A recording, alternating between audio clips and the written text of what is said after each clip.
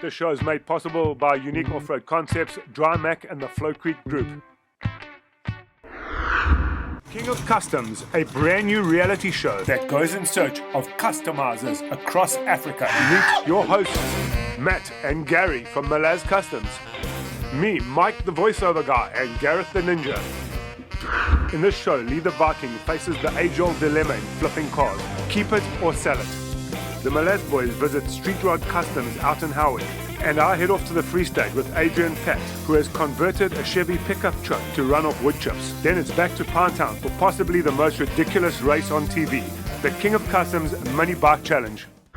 Lee the Viking pressures the Malaz crew for a quick flip. We're gonna go fetch this cab for Lee. Lee the Viking and the Malaz crew head off to Isipingo in search for that diamond in the rough. Isipingo, picking up a cab, bro. And we in. Deal done. Rolling to the petrol station. We're gonna check all that fluids. When buying old cabs like this, the first thing you do is you head to the garage because the previous owner has most probably only got about 2 liters of fuel in this. And no oil. And no oil. Could use a pint. Pint shorter. One pint. Lee? A very happy Viking at this stage with his new acquisition, but it's not going to be too long before things start going wrong. What happened? Linkage again, man. Linkage again. Yeah. I can see the look on the Viking's face. He is wondering whether he's made the right decision buying this old girl that's full of arthritis. Gary from Malaz Customs jumps out, fixes the linkage quickly, burns himself in the process, and they're back on the road. Just got handed the keys. We're heading back down to the shop now. First impressions? Beautiful car, suspension, everything is a nice base for us to work on. Quick flip. What do you reckon we're going to do this thing? 2 weeks. 2 weeks, 3 weeks, tops. So he's got a bit of grunt, eh? So that's it, I made it back to the shop. We've got 2 weeks to get this build out of here. Put our little flavor on it and our spin on it.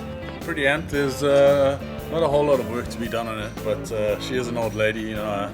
You have to treat them with love, tender loving care. I'm gonna pull this tapper cover off and see where the oil leak's coming from, and then a little service. Matt, now in serious mode, puts the jokes away, rolls up his sleeves, and gets into some serious working action.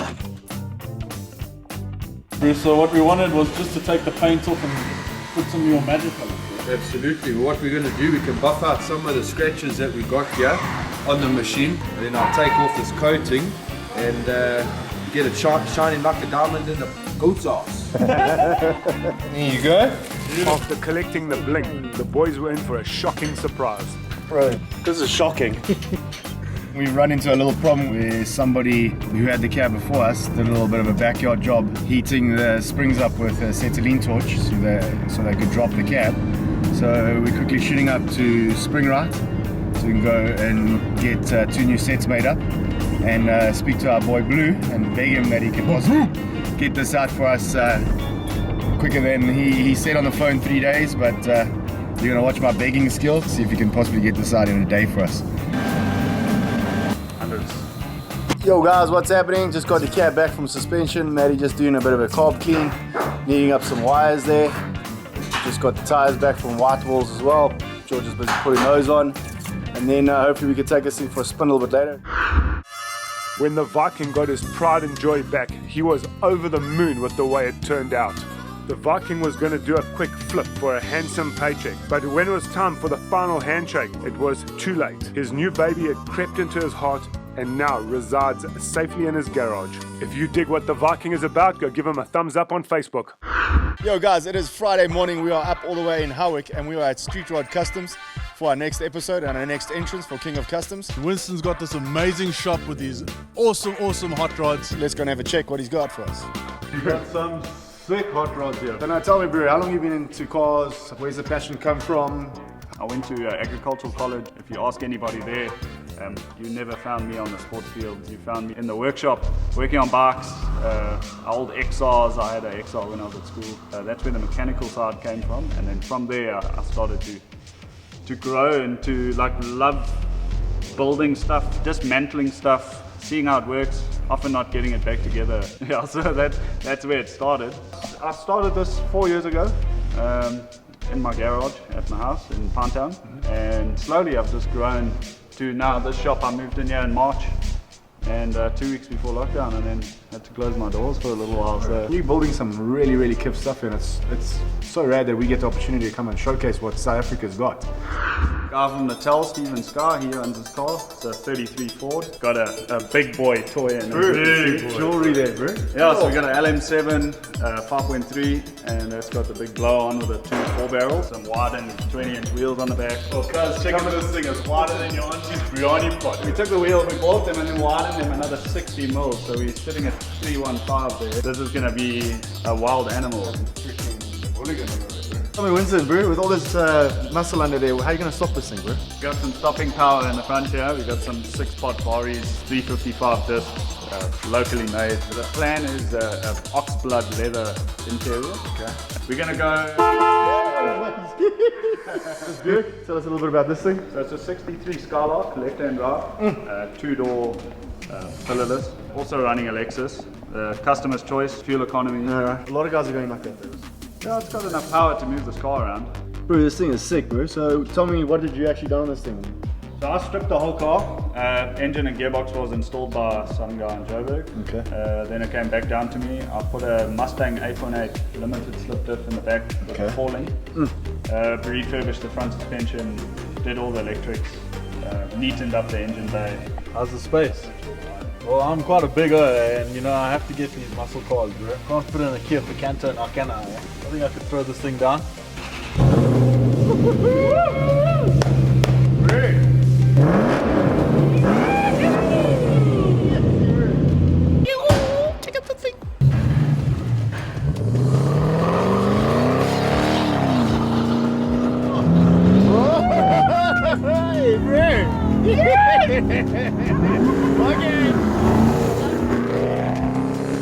Tell us a little bit about your husband and his crazy business.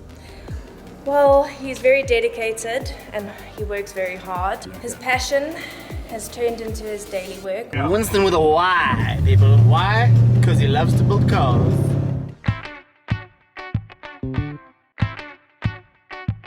Getting the ultimate lift kit for your 4x4 has never been easier. Unique Off-Road Concepts are global leaders in portal axle innovation, design and installation. Dominate any terrain with comfort and style. Portal axles are an off-road technology traditionally used for military, farming and construction applications. Unique Off-Road Concepts proudly bring this to the 4x4 market. Unique Off-Road Concepts, giving you the clearance to challenge any terrain.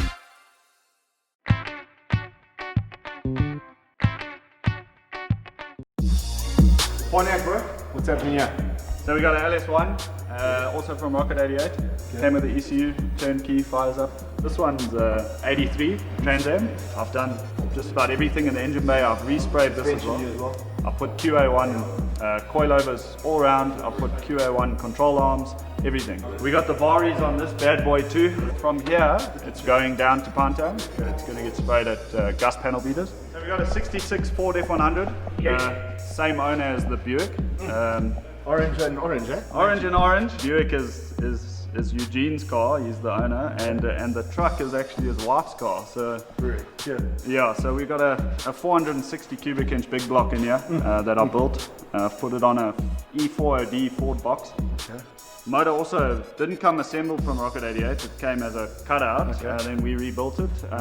Then Mark rebuilt the gearbox for me, and we hooked up with a KIF controller there. This thing drives like a car. I've put Crown Vic front suspension on. The suspensions come left-hand drive, so I've converted it to right-hand drive. So this has got all the big toys on it. It's also Edelbrock E Street heads, 4-barrel carb. This thing puts down some power. This truck I built from front to back. I stripped it down. I literally did every single thing on it except obviously the body. I'm not a panel beater. This went to a mate of mine in Pantown. Then I reassembled it. Most of the parts on the truck are brand new. They've all come from the States. Dakota digital cluster in here for the 66. The 20-inch rims, got disc brakes all around. The Crown Vic rear end actually comes non-limited slip. So I got another axle from Rocket 88, 8.8 Mustang one that comes limited slip, and I gutted the center section out and put it in here, made it all work. You think it's the same, but it's not quite the same. But This thing spins both back wheels, no problem. I'll show you just now. Come on, guys, enough chit chat now. Let's check what this thing can throw down on the tarmac. Come on!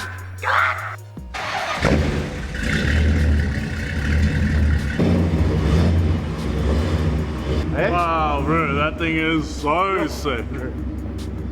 Old American, bro. 3 big O's in the front seat, so we still got space. Big O's. Big O's, big O's. Who knows where we're going?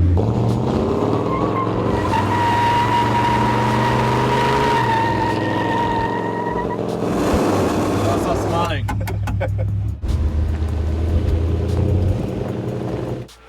Sounds like a car, bro. Sounds like a car. I hear something coming. What is that? Yo. See why they jacked up? This is the 2017 Wildtrak, running a 5.0 Coyote with a F-150 6-speed box and transfer case. Come on, bro. Yo. Got a few ponies under the bonnet, eh? Let's check it out. Yo, bro. Look at that, bro. That was the goal, yeah. Bro. Yeah, so I've, custom stuff, it's obviously showy a lot of the time with a few little things just to give it away. Alright, boys. Tell us what's going on here. Yo. Well, this is another great job by Winston. This is a 5-litre V8 Coyote.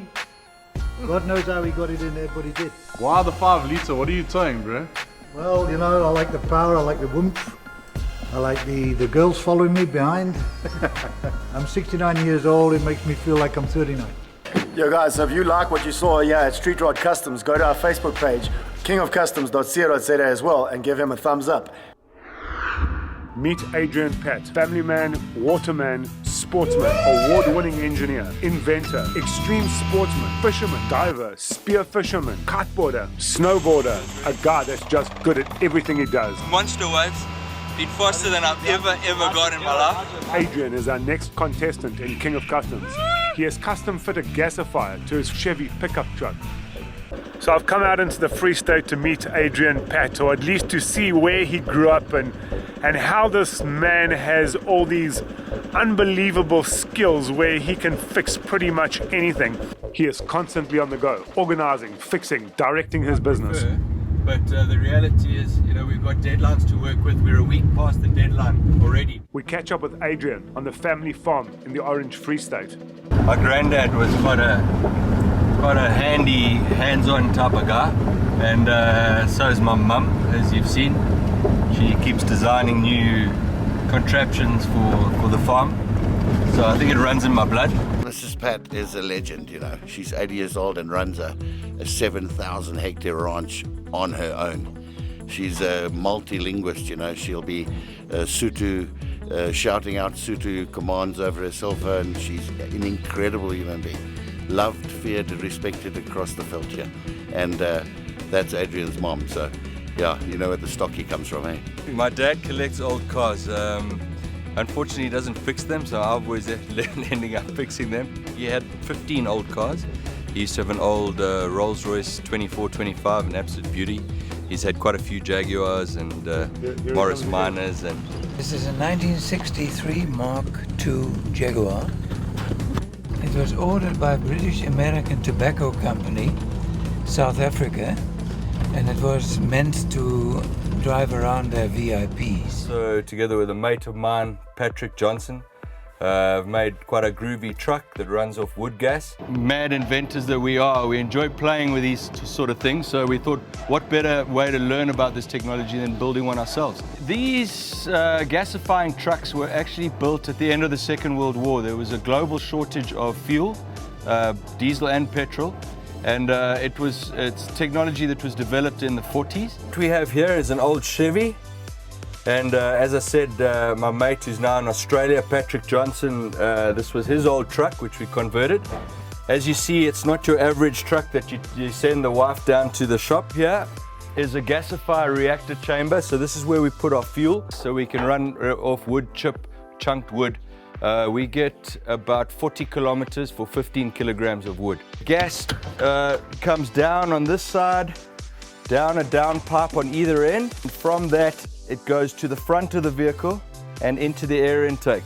And right in the front, you'll see we've got a few anti-backfire devices. The first few times we fired this truck up, We had a few backfires and we succeeded in blowing the carburetor 3 meters in the air. Gas comes from the macadamia shell or wood gas, comes into this manifold and beneath the carburetor. All right, at the end of combustion, using a gasifier, you end up with this, and this you can then use for a super fertilizer because it's full of porous holes. You inoculate it with bacteria, and that can then become a super fertilizer. In gasification, smoke is fuel. So any smoke that you see in a fire is actually unburned fuel. So that's why in our stoves, we get rid of all the smoke, so we get 98% combustion efficiency. So as you can see behind here, we're busy making the macadamia smoke, and that's the fuel that we're going to run the Chevy on today. So now we've got enough smoke. You can see it's nice and dense, and it starts getting a little yellowish tinge as well. We know we're good to go.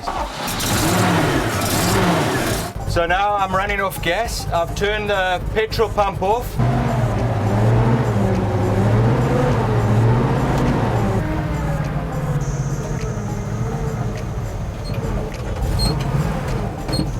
All right, from here we're going to take you back to Durban in the factory where we make all the macadamia processing equipment.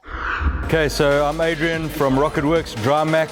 This time we're back at the factory. We were at the farm last week.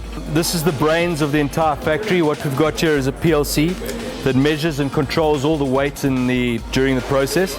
It also controls all the speeds of the conveyors, and it also controls the sequences of the nuts. It's also got manual override buttons, which you see on the left over here.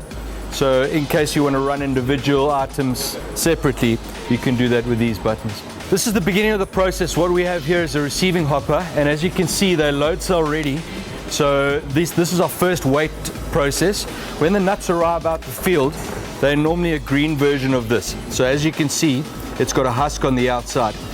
So when they arrive in the receiving hopper, they still look like this. They go up the elevator over there, and then they fall into what we call a dehusker. Here we have our dehusker, very different to what's out there in the industry. Our dehusker actually runs with rubber actuator paddles rather than metallic ones or metallic chains, so there's very little damage done to the nut. This dehusker will do up to 3 tons of nut and shell per hour. So after the nuts have been dehusked, there's a whole variety of different sizes.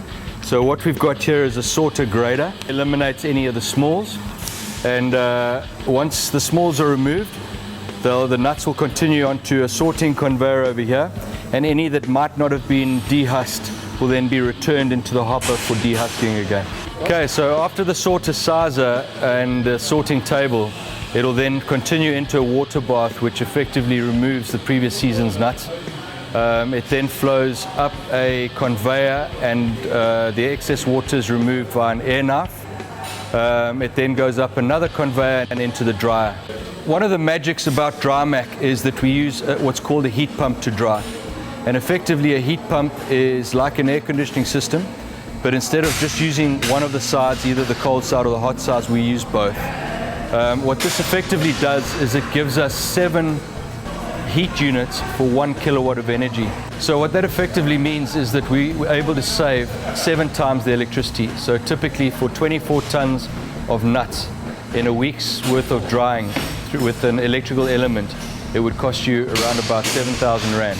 Whereas here we can do it for 1,000 Rand. Once the nuts have gone through the water bath, they enter into a batch hopper, which effectively weighs the nuts in batches of 25 kilos.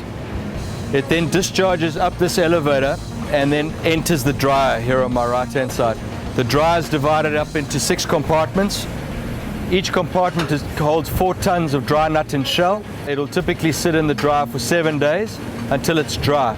Once all the moisture is removed down to about 8%, we allow the nuts to come out onto the bottom conveyor, and we do the final sorting. After the nuts have been finally sorted, they need to be graded. So what we have here was designed by our top design engineer, Shannon. Compact little unit. Most industry standards are double the length of this, but effectively we've got 5 different sizes here.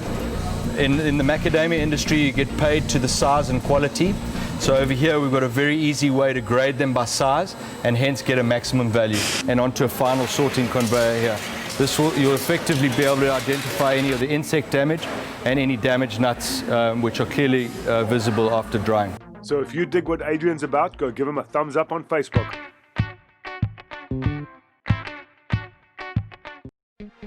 Flowcrete, established over 30 years ago, manufacturers of the ribbon block decking system for double stories and multi-story construction. Our factory is located at 17 Martin Drive, Queensmead Industrial. We specialize in structural concrete works, including conventional slabs, polystyrene block slabs and concrete block slabs. The polyblock system has been a game changer in energy saving. It's also a light loading slab, reducing the dead load on foundations. Job is too big or too small, we tailor our services to meet your needs. Guttering Division rolls out seamless aluminium gutters for any application, domestic to industrial. We also specialize in waterproofing. Give us a call to discuss your stormwater requirements and a free quote. Our building division builds from foundation to finish, retaining walls, new homes, alterations and additions. Once again, no job is too big or too small. Flowcrete, the trusted name in construction.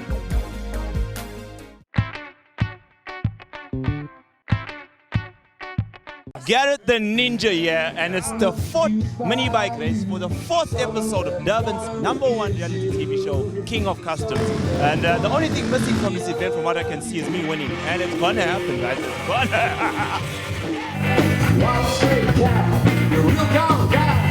It's the 4th mini bike race for King of Customs, and man oh man did it go down in spectacular style. With a record turnout of both spectators and competitors, the house was packed.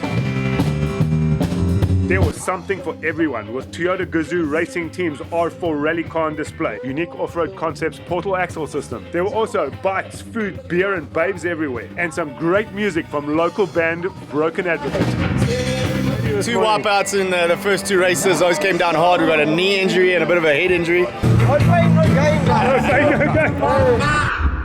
I'm Chantal Palm from Durban Youth Radio. We're out at the Rocket Racing Car Park for episode 4 of King of Customs. Sun's out, O's came in full force, the bike's already prepped, and to see what happens, guys. Final race is coming up now, super stoked, and be careful of Lucky Red, because I'm coming in for the win, man. We bought a custom golf cart that we're going to be giving away, so you guys can enter, buy a t-shirt, buy a cap, and you can win a golf cart. We've got Johnson Skips here on the day. Yeah, don't forget Build It Pinetown. I just want to thank Build It Pinetown. You're the champion. Thank you, guys. Lekker, guys. Woo! Oh, the skunks are together.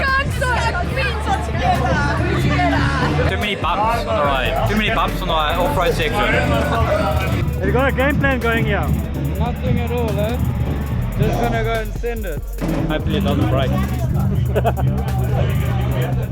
No rules to this competition. Go hard. Try. This is our current reigning champion. Jason, what is your plan for today? Possibly to take other people's eggs and their beers off their bikes. We also have Blaze Baker racing today, our current South African champion. So it's your first race today. What is the plan? Are you going to take it away from everybody? Look, it's my first time. I arrived. I did one session this morning on the bike. I just jumped on and went. I think we're going to shove in a few small gaps there and have some fun. Clint the Fish, are you going to spill some blood for us today? Why, you want me to fall again like I normally do? Every time. The snake always falls. So for you guys, I might just put it on the ground. These guys are going to enter now for the Rocket Racing helmet giveaway. They're going to be downing a beer. Thanks Rocket Racing for the helmet sponsor. We love yours. Come on. Come on. Yeah! The Ninja, we need a Kaluma TV win here, man. What's the plan? Brother, I've been praying about this the whole week, and this morning God said to me, Garrett, you have to treat. Where's my egg? Yeah, where's your egg? What's in here? Hey, don't touch it. Hey, check this. Check this egg and spoon. Like I said, God spoke to me. No! Somebody dropped my egg. I didn't even start the race yet. He hasn't even started and he's lost. This is what's going to happen. With the Malaz crew around, there was no doubt that eggs were going to fly. So guys, we are doing the egg and the spoon race, including the beer, just to slow guys down. Actually, really, this is like that show where, whose line is it anyway, where the points have absolutely no meaning. Just always having fun on dirt bikes. I suspect there's a little bit of devious behavior. I actually suspect that it's Gareth out of everybody, but... Gareth the Ninja was convinced that today was the day that he was going to win. He even started celebrating before the race had begun. With fires going and excitement in the air, everyone was eager to race. Competitors put in a few practice motos before the main race, and some guys were struggling even without the beer and the egg.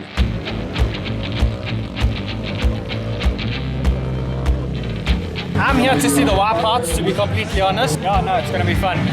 This time, the plan to even the playing fields was to attach an egg to a spoon, run to your bike, open the can of Castle Zero, start the bike and race the 10 laps. And when you get back, you need to have an egg intact and as much liquid in the can as possible. Nevertheless, eggs were gonna fly. With the gauntlet down, everyone was taking this silly race super seriously. With 10 laps and 14 competitors and an assortment of bikes, everyone was chasing the win, just for bragging rights.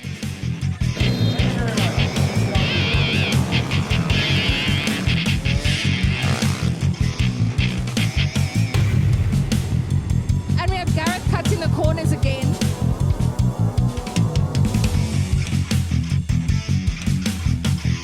Popping the front wheel up in front of the cameraman is Malcolm in a healthy second position, followed by Jason with Blaze Baker right up front. We have Blaze Baker out in front on lap number 4 while everyone else is still on lap number... Oh, and Gareth hits the deck! Gareth the Ninja with more lives than a cat, having a divine conversation with his creator.